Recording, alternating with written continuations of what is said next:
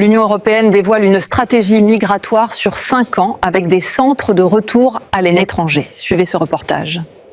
La Commission européenne a lancé le 29 janvier sa première stratégie migratoire sur 5 ans, affirmant que l'Europe décide qui entre dans l'UE et proposant des centres de retour à l'étranger pour les demandeurs d'asile déboutés.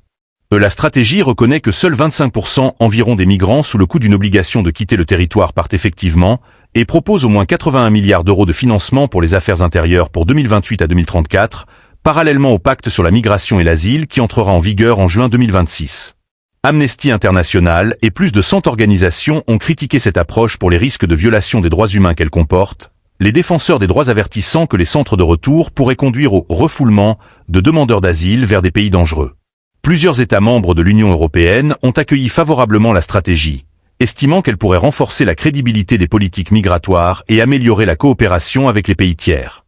Toutefois, certains gouvernements, notamment en Europe du Sud, craignent que la mise en place de centres de retour à l'étranger ne déplace simplement le problème sans l'apaiser, et soulignent les défis logistiques et juridiques liés à leur gestion. Les experts rappellent enfin que l'efficacité de cette stratégie dépendra largement de la capacité de l'UE à obtenir des accords solides avec les pays partenaires, tout en respectant les normes internationales en matière de droits humains.